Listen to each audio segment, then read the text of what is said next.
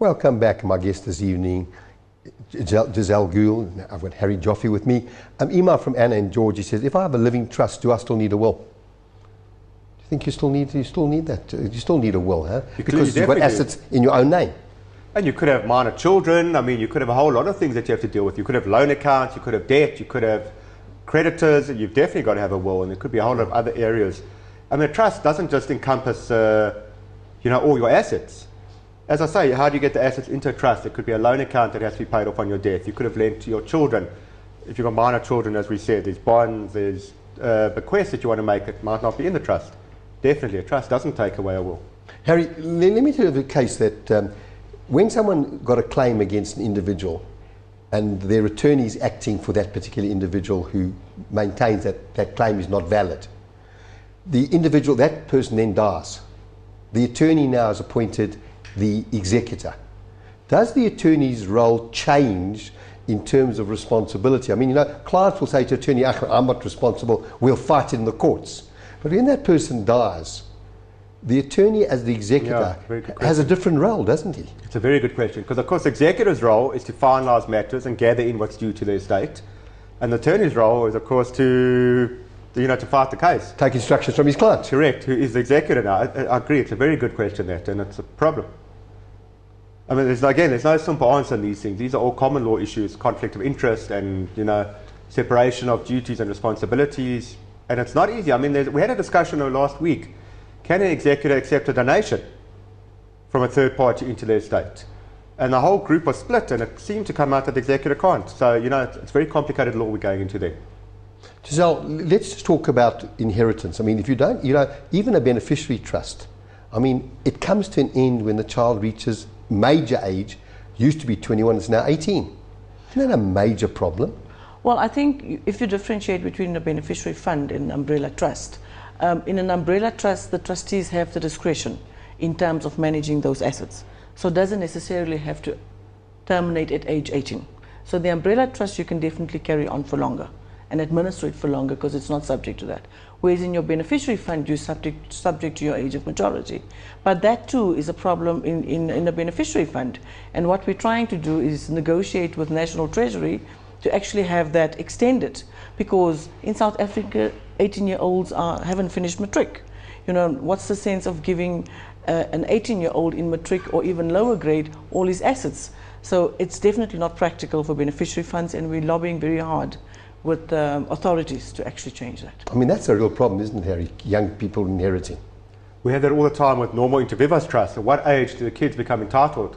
I mean, we have clients that spread it out, 25, 30, 45. Bring my emails.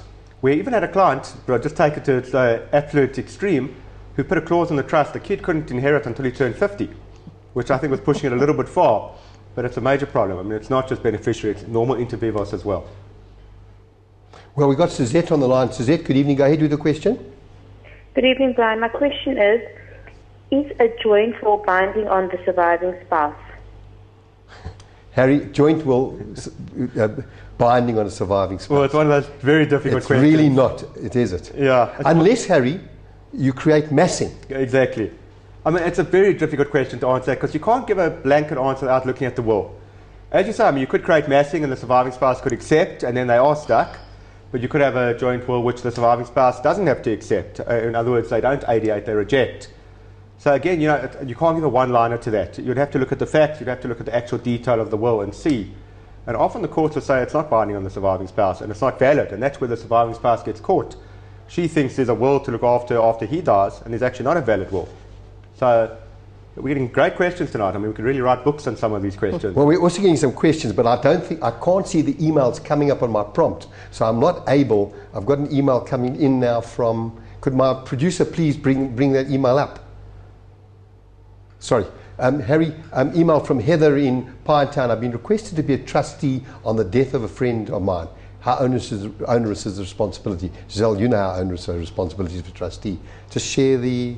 Yeah, I think that is a very onerous responsibility. And the fact of the matter is you need to understand if you want to appoint somebody as a trustee or as an independent trustee on a particular trust, that they have the expertise to actually manage the trust.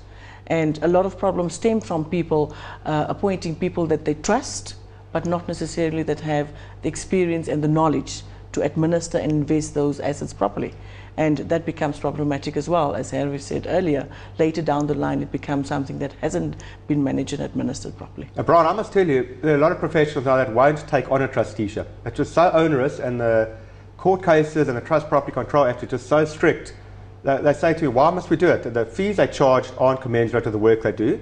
They've got all this responsibility, particularly when it's a friend or a family member, you're probably doing it for free. And then you've got all this responsibility down the line. You've got to go to meetings, you've got to do minutes, you've got to do resolutions, their tax returns. It's just not worth being a trustee.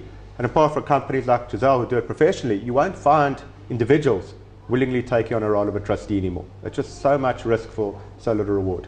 Stephen Belita says, I've been retired for some years and worked overseas, and for this reason my pension has a portion that was never taxable. Now I understand that this is changing. Please could we comment? Harry, are you aware of that? Well, changing is the wrong word. The issue is there's this law, Section 9 of the Income Tax Act, which talks about offshore pensions and local pensions, and it's exactly that kind of position where people work in South Africa, they work offshore, and you prorate the pension that was earned here as opposed to offshore.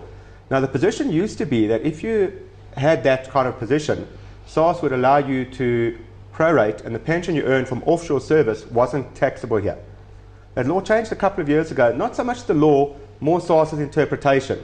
And it's an issue which has come up, where SARS are saying if the fund isn't offshore, they're not allowing you to prorate anymore and get a tax-free benefit. It's not that the service can be offshore, the fund has to be offshore.